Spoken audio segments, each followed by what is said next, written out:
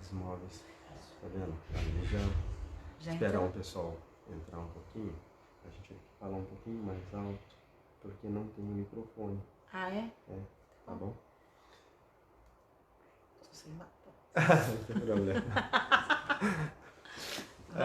Pessoal, boa noite a todos. É com muito prazer que eu estou aqui hoje fazendo essa live. Um momento muito especial que passa o país, mas conversando aqui com a doutora Raquel Moarec, ela que é médica infectologista da Rede DOR. E aí nós vamos conversar um pouquinho sobre, já que ela é médica infectologista, sobre o novo coronavírus. Eu gostaria muito, primeiramente, Raquel, de agradecer, tá? Eu agradeço. A oportunidade de estar falando com você. Ontem eu vi o Ministério da Saúde divulgou um balanço dizendo que no Brasil tem mais de 200 casos confirmados do coronavírus e no estado de São Paulo mais de 136 casos confirmados. É isso mesmo? Como foi o dia de hoje depois da notícia de ontem? Então, esses números vão aumentar diariamente, o que é esperado, porque tem vários casos suspeitos e ainda aguardando confirmação diagnóstica. Então, esse número ele é atualizado diariamente. Quer dizer, então, todos os dias tem atualização desses dados. Eu gostaria que você, primeiramente, Raquel, explicasse aqui aos amigos que me seguem aqui no Facebook o que é esse novo coronavírus, por que o novo coronavírus e como surgiu? Então vamos lá, o coronavírus é um vírus que já existe desde 1940 e em 1960 teve 6 subtipos dele, de 1, 2, 3, 4, 5 e 6, onde 2 deles foram o surto que teve em 2002 e 2012, um foi o SARS, outro foi o MERS, que foi na Arábia Saudita. Esses 2 são parentes ou primo irmão desse novo subtipo, que é o 7º. Esse 7º subtipo, que é chamado também SARS-CoV, porque ele lembra muito o SARS, que é o de 2002. Ele mudou, ele veio. A gente não sabe ao certo se é só do morcego ou se ele teve um outro animal silvestre, que é do pangolim, que eles têm lá, como muito frequente, com a transmissão de um para o outro e adaptação ao humano. Então, é um vírus RNA, que a gente fala que é um vírus indolente, é um vírus lento, tá? Que adaptou ao humano, causando essa infecção a gente. Eu me lembro, Raquel, que eu acompanho atentamente, faz mais de um mês mais ou menos, você deu uma entrevista para o Canal Livre, lá da TV Bandeirantes, e naquela época se falava apenas numa epidemia, né? Que ele estava ali na China, se não me falha a memória. Sim. Hoje se tornou uma pandemia. Se tornando a pandemia, como que está hoje, como que o Brasil vê isso hoje, e especificamente aqui no estado de São Paulo, como que está no estado de São Paulo hoje a questão dos cuidados, o que o poder público está fazendo, o que você tem acompanhado nesse sentido?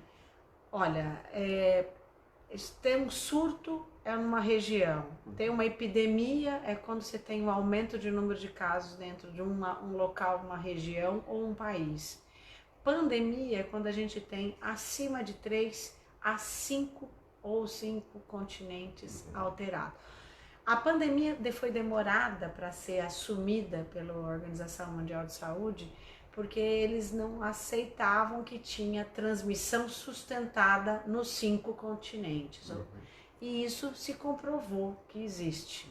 Então, eles assumiram um pouco tarde esse nome pandemia. O que seria essa transmissão sustentada? Então, quando se assume a transmissão sustentada, ou se assume a pandemia, é uma obrigação não só de governo, como de município, como de estado, como dos países, né? Que a Organização Mundial de Saúde também tem obrigação de ajudar nas orientações, no insumo e no atendimento e na organização disso. Isso também gera uma diminuição de regulamentos no estado ou no município quando você está sofrendo uma pandemia. Entendi.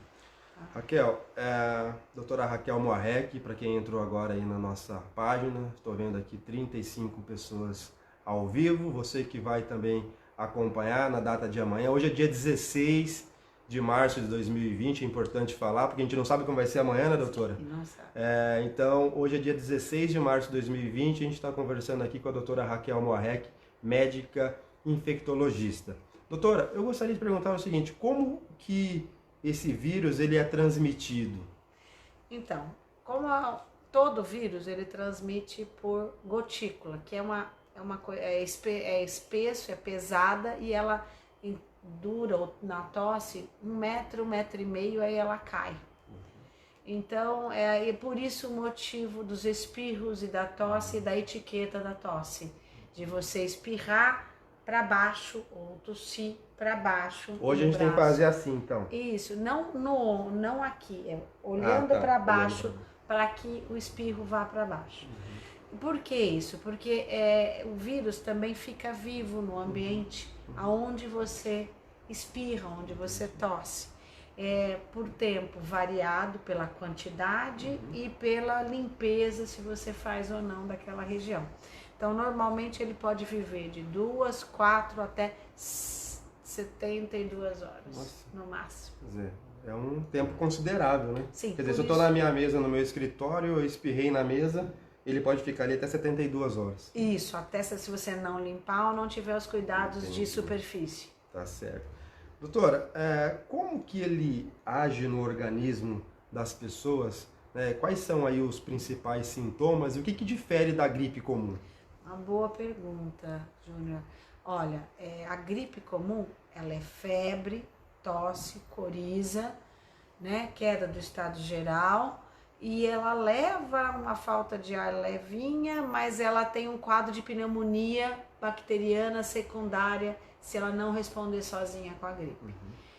Esse vírus novo, ele tem tosse, ele tem febre, pouca coriza, ele tem falta de ar.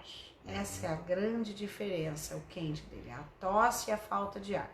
Ele evolui de 10 a 15% com uma pneumonite, quer dizer, só falta de ar progressivo, e leva tardiamente a uma pneumonia bacteriana igual aqui. Então, a influenza tem gripe e pneumonia bacteriana.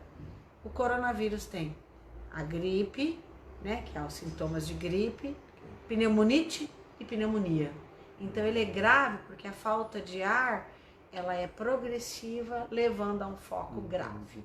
Nesse caso, a pessoa que contraiu o coronavírus, como que é hoje o tratamento para isso? Então, tratamento específico não tem. Existe que a gente está lançando mão de coisas que são usadas para outras patologias. Então a gente usa tratamento de coquetel de HIV, a gente usa tratamento de malária, existe um tratamento do ebola que foi criado, então da febre ebola, então a gente parte, o americano está usando muito esse do ebola, que é chamado Remdesivir, e o europeu está usando muito os antimaláricos. Qual é a melhor resposta? Não tem. Entendi. Tá? Então, porque ele não é um tratamento específico. Entendi.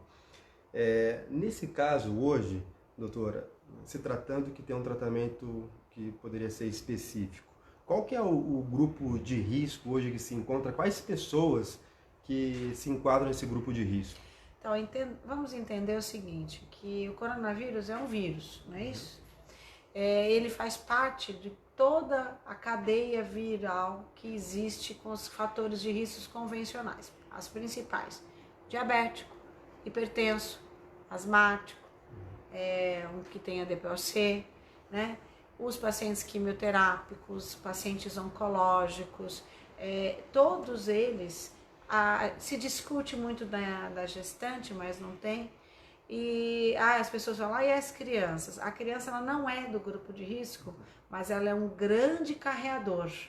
Ele apresenta sintomatologia leve, pouca, mas ele pode transmitir com muita intensidade para alguém com fator de risco grande. Então esse é o receio. Entendi. Tá? Doutora, eu vinha para cá hoje, eu cumpri uma agenda de expediente de trabalho e no caminho eu vi, durante o caminho nós estamos em São Paulo, eu vi aqui algumas pessoas já usando máscaras. Lá no interior onde eu moro, Cosmópolis, eu não vi ainda. É necessário nesse momento a gente utilizar de máscaras ou quais tipos de pessoas que seria recomendável usar? Olha, é o seguinte, a máscara é para quem está doente, para quem tem coriza, tem um foco, alguma infecção, você pode usar a máscara. Ela vale de 2 a 3 horas se tiver íntegra, e aí ela tem que ser jogada fora. Então não adianta a mesma máscara o dia inteiro. Ela é só enfeite. Outro entendimento que a gente precisa ter por que as pessoas estão usando em transportes públicos. Ela só é válida da seguinte forma: se a gente tiver uma transmissão sustentada de alta transmissão. O que quer dizer isso? Até o momento nós temos presente a infecção do corona, mas eu sei que se veio de você, ou se veio de alguém que viajou, ou o vizinho que está ali e pegou.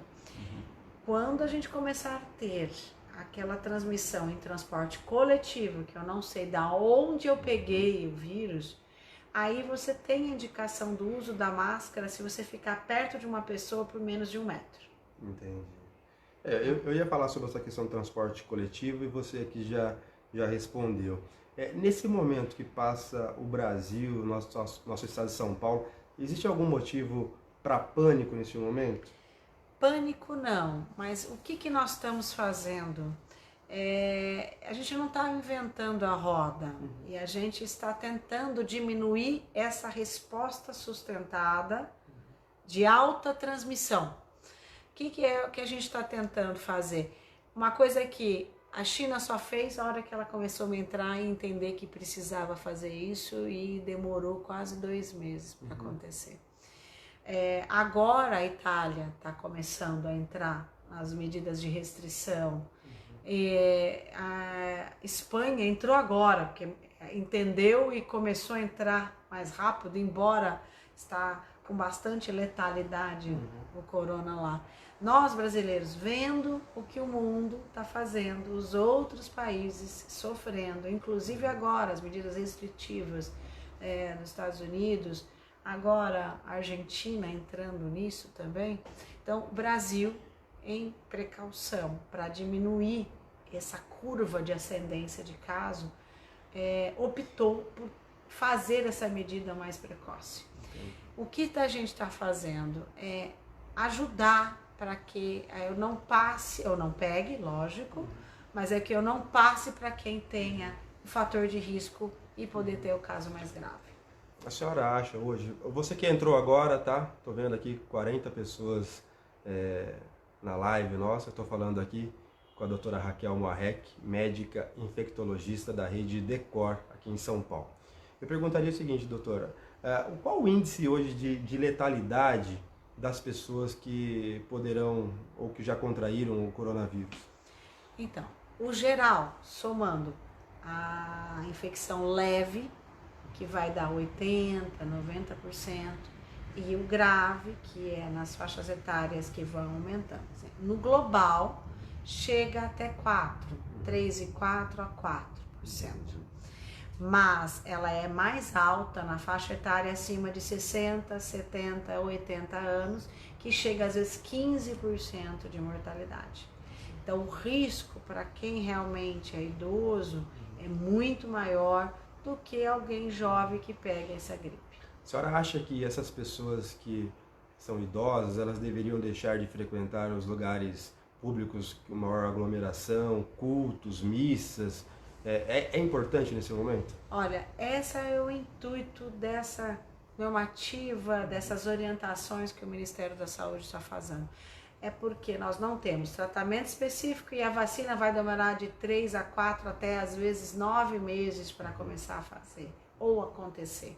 Então, por essa gravidade e esse vírus se adaptando ao humano, nós, idealmente é que a gente tente bloquear essas replicações e as transmissões. Evitar aglomerados é a primeira e a melhor e a mais eficaz hoje conduta frente a diminuir essa transmissão. Tá certo. Houve um cidadão na minha cidade, lá em Cosmópolis, que inclusive ele gravou um vídeo direto da praia, lá cheio de gente na praia, ele falando, olha, lá em Cosmópolis você deixa de frequentar locais públicos. O que é pior, doutora? É frequentar uma sessão, uma reunião, ou estar num local assim com tanta gente? E qual medida hoje seria interessante para essas sessões públicas, reuniões públicas? Deveria restringir para mais gente ou apenas as pessoas com fatores de risco?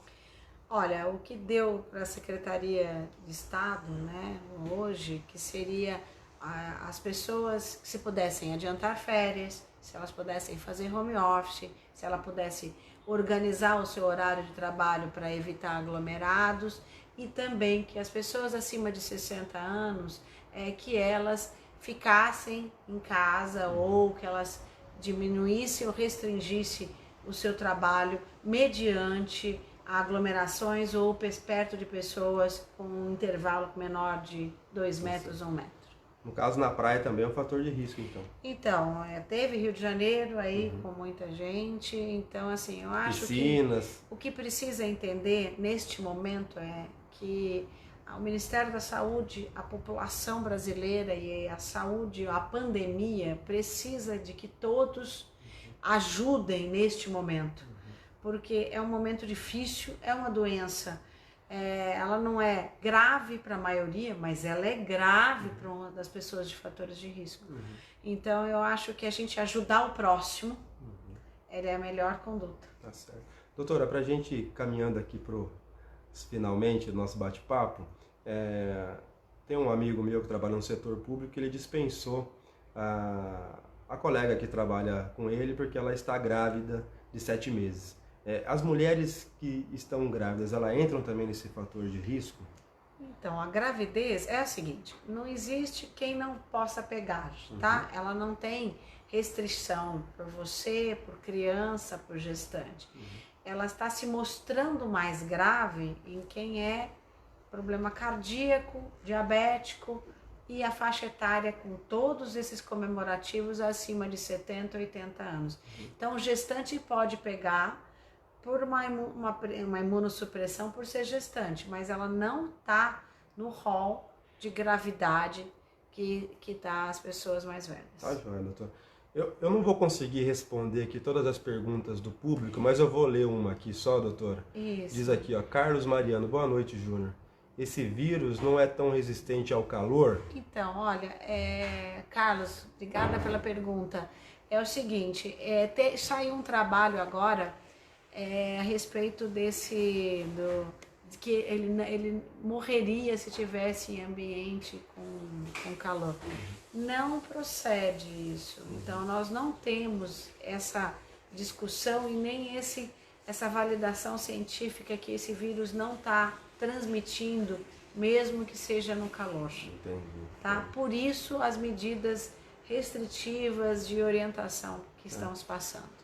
Doutora Raquel Morrec, médica infectologista da Rede Decor, eu gostaria de agradecer a oportunidade de você me receber hoje aqui para a gente falar um pouco nesse momento tão difícil que passa o nosso Brasil e aqui no estado de São Paulo, e gostaria que a senhora deixasse aqui um recado final de como o cidadão, a cidadã se comportar daqui para frente nesse momento tão difícil que vai passar o país. Tem gente dizendo, olha, daqui 1 mês nós vamos ter, milhares de casos.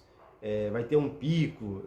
Eu gostaria que a senhora comentasse um pouquinho sobre isso e deixasse um recado para cada cidadão que está nos assistindo agora. Olha, o coronavírus ele está aí, ele tem transmissão sustentada, a gente está tendo aumento de casos diariamente, mas não é uma coisa de pânico. O que a gente está fazendo são condutas e são medidas. Num prédio você usar álcool gel, diferenciar as pessoas dentro de um elevador ou diminuir a quantidade, evitar no momento usar ir em teatros, em cinema, nos locais onde você possa ter. Entenda que isso não é que já perdemos a mão do negócio, é que isso ajudaria muito a evitar a transmissão para quem fica doente, para que nem nós vimos aqui a Ju, que falou que ela é uma paciente transplantada e que ela é uma pessoa de fator de risco. Então, se a gente precisa melhorar a barreira de defesa. A gente fala defesa de barreira. O que significa isso? Os familiares dela todos vacinados, os familiares dela sem problema de saúde, com estabilidade, para evitar que esse vírus entre na casa dela. Que ela tome a conduta dentro de casa, de chegou em casa, trocar de roupa, lavar a mão, se trocar para diminuir.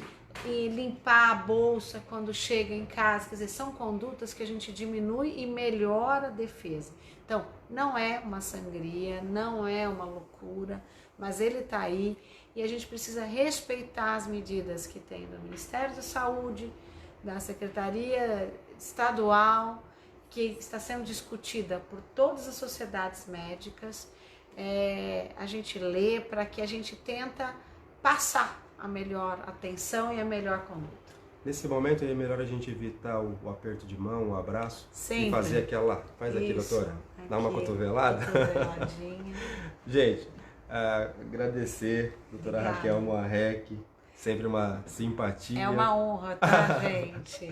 Muito obrigado por me receber aqui e poder compartilhar esse momento que passa no nosso país. Agradeço de coração, tá? Eu que agradeço. Boa noite a todos, pessoal. Tchau, tchau.